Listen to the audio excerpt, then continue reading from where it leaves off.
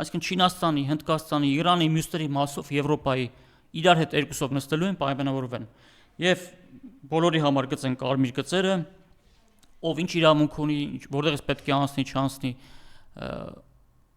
հիմնական կարևոր կարմիր գծերը, այսինքն որոնք ռազմավարական նշանակություն ունեն։ Բայց կթողեն նաև իրենց որոշակի գործողությունների իրավունք այն շրջանակներում, որոնք որ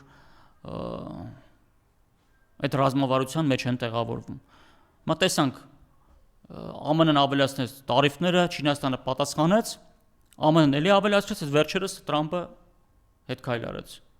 Այսինքն Ռուսաստանի գործոնը թույլ չի տալիս ԱՄՆ-ին, այսպես ասենք, ոչնչացնել տնտեսապես Չինաստանին եւ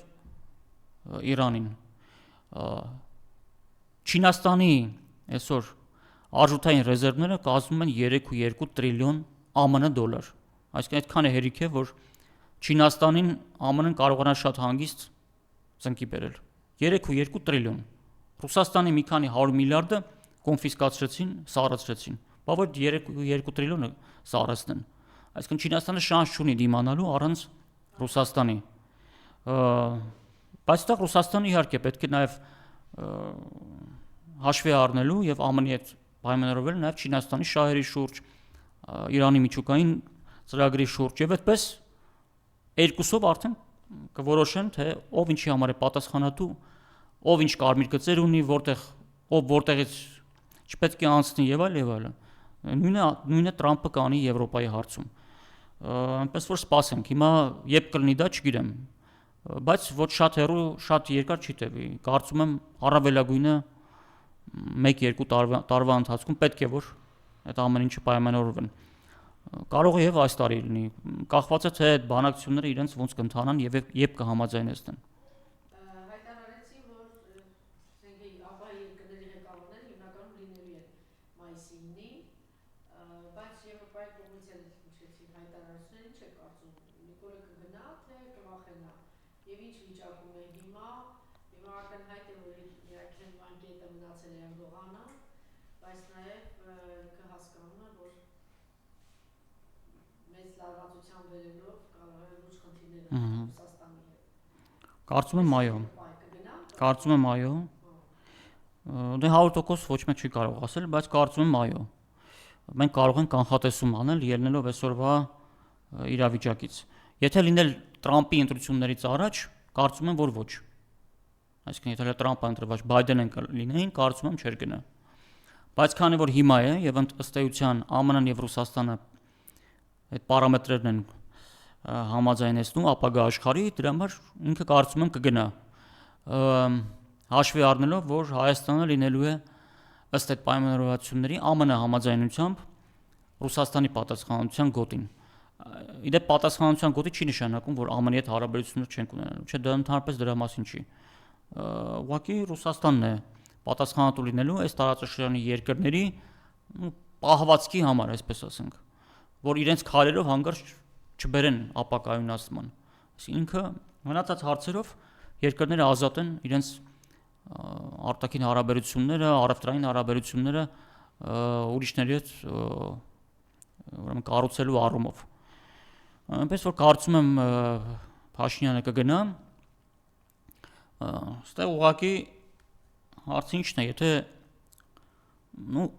պարզ տրամաբանությունը հուշում է հետևյալը։ Եթե իշխանությունը ասում է, պարզ ասած, Եվրամիությունը լավ է, ուրեմն իշխանությանը հաղթելու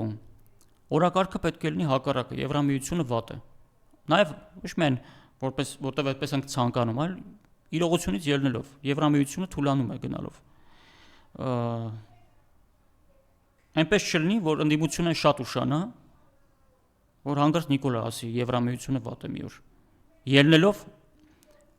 որ ԱՄՆ-ը Ռուսաստանը պայմանավորվել են, այսինքն իրողությունից ելնելով ասի, ոչ թե որ երբ որ ԱՄՆ-ն կասի, որ Հայաստան դու գնում ես միութենական պետություն, հապկ ԵԱՏՄ վերջ էտա քո տարածքը լինելու։ Ռուսաստանը այդ կառույցների շրջանակումն է հետևելու քո պահվածքին, ոչ միայն Հայաստանի, Վրաստան, Ադրբեջան նաև։ Ինչ է այդ դեպքում ով էլ լինի Հայաստանում իշխանություն, բնականաբար Եվրամիություն չի գնալու։ Ասելու է իհարկե ԵԱՏՄ հապկ միութենական պետություն։ այ Մոլդովայի ընդդիմության օրը չընկնեն, որ առաջի փուլում 700,000 մարդ եկավ, ասեց ոչ եվրոինտեգրմանը, բայց ամենագլխավոր օպոզիցիոները վեր կացավ, ասեց ես դեմ չեմ եվրոինտեգրմանը, եւ երկրորդ փուլում պարզեց որ պիտի պարտվեր։ Այսինքն այս սրանից հետևություն պետք է արվի, կարծում եմ, եւ լավ կլինի անեն ավելի շուտ, քան իշխանությունները դա կանեն։ Որպեսզի ով այդ տրենդի մեջ մտավ առաջինը, նա հաղթելու է։ Ինչքան շուտ մտնենք այդ տրենդի մեջ, այնքան լավ մեզ համար, պետության համար։ Իսկ քաղաքական ուժերի համար, ով առաջինը մտավ այդ տրենդի մեջ, նա ապագայում շահող է դուրս գալու։ Նա Վարդան Ղուկասյանը արդեն այդ հոտը արել է եւ հայտարարեց։ Չէ, խոսքը միութենական պետության մասին է։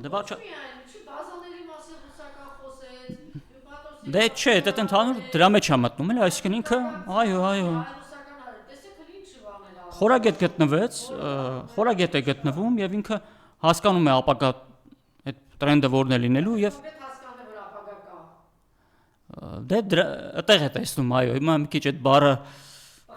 դժվարությամբ ենք արտասանում, բայց ինքը տեսնում է, որ այդտեղ է ապագան Հայաստանի եւ այո, ճիշտ է անում եւ այդ առումով խորագետ է գտնվում։ Փաստորեն ինքը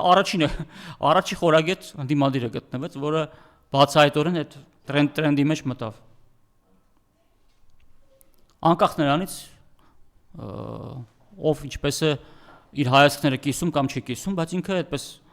ճիշտ քայլ արեց եւ ինքը քարոզչական լավ տրենդի մեջ է։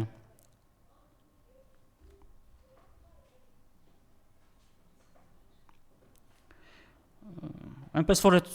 միութենական պետությունը իմ կարծիքով մտնելը դա անխուսափելի է, ոչ թե ես ուզում եմ։ Դա անխուսափելի process է լինելու, որտեղ ԱՄՆ-ն է ասելու Հայաստան գնա մտի։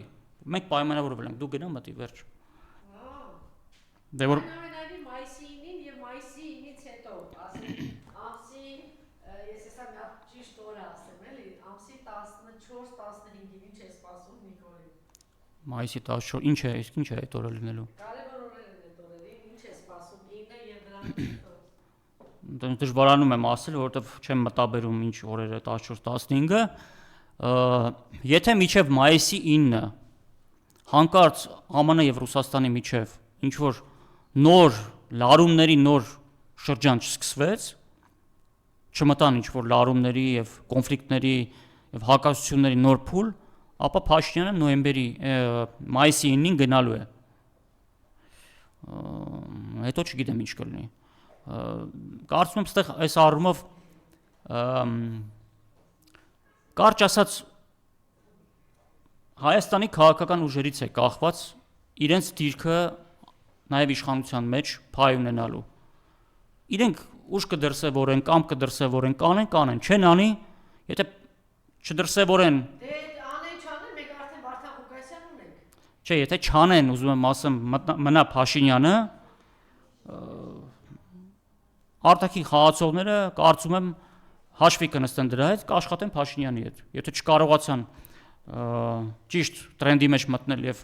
ավելի լավ դիրքավորվել արտաքին քաղաքական առումով եւ Փաշինյանը մնաց։ Ասում եք Թրամփն բանը, երկրի աշխարհը ձևավորվելու է եւ այսպես թե այնպես Հայաստանին ուղարկելու են այս բեռը։ Դե որտեվ ասելու են մենք պատասխանատվությունը բաժանել ենք Եվրոպան, ԱՄՆ-ն, ասենք ընդհանրենք Հարավային Կովկաս, Ռուսաստան։ Դե հիմա ոնց Ռուսաստանը իր պատասխանատվությունը էֆեկտիվ կատարի, եթե այդ տարածաշրջանի պետությունները չլինեն իր մասնակցությամբ կառույցների անդամ։ Պետք է լինեն, չէ՞ որ կարողանա պատասխանատվություն, ոչ Եվրամիության անդամ չեն լինելու կամ ՆԱՏՕ-ի, պետք է լինեն իր անդամ, նույնն էլ Եվրոպան։ Բայց դա համագործակցության արևմուտքի հետ համագործակցության դուր չի փակում Հայաստանի համար։ Ուղղակի պատասխանատվության գոտին Ռուսաստանինն է լինելու։ Այսօր տեսեք 3 Սանկտ Պետերբուրգում էր Ալենը, բայց այսօր ունեն ասում, գնալու եք ուրիշի տակ, բանը, հին բաներն եք ուզում։ Այս հայտարարությունները ինչի համար են։ Ինչա գծերից ընկած է Ալենը, տեղյակ չի ինչա կատարվում։ Չէ, դե կա 30 քանի տարվա տրենդ, որ արևմուտքը տարածում է, իբր ուզում եք մեզ տանեք սարքեք գուբերնիա նման խոսակցություններ։ Ոնց որ թե գուբերնիա դառնալուց առաջ Հայաստանը ինչ անկախ ազատ պետություն է եղել, ինքնիշխան, Ռուսաստանը եկել բռնի ուժով դարձել է գուբերնիա։ Եղել է Թուրքիայի եւ Պարսկաստանի լծի տակ։ Ռուսաստանը եկել է ազգային ազատագրական պայքարը կազմակերպել։ Հայաստանը դուրս է եկել լծից, դարձել է գուբերնիա։ Իդեպ, եթե գուբերնիա չդառներ, Հայաստանի Հանրապետությունը չէր լինի այսօր, որտեղ այդ միավորը հետո դարձավ Խորհրդային Հայաստան, հետո Խորհրդային Հայաստանն էլ դարձավ անկախ Հայաստանի Հանրապետություն։ Այսինքն Ռուսաստանը նպաստեց դրան, որ Հայաստանը այսօր Հայաստանի Հանրապետություն է անկախ։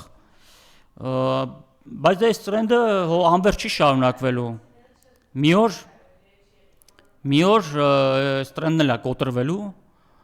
որտեղ ուղղակի այդ տրենդի կարիքը չի լինելու։ Երկրորդն էլ ոչ մեկ չի կարող հիմնավորել, որ միութենական պետության մեջ ինքնիշխանություն է գործնում, որտեղ եթե կարող են հիմնավորել, թող բերեն մի փաստաթուղթ միութենական պետությունից։ Մի կետ եւ հիմնավորեն, որ այդ կետով օրինակ Բելարուսը ինքնուրույն որոշումներ կայացնելու զրկված է, չկա նման կետ։ Այ Եվրամիությունում կա, Եվրամիության պայմանագրում կա նման կետ։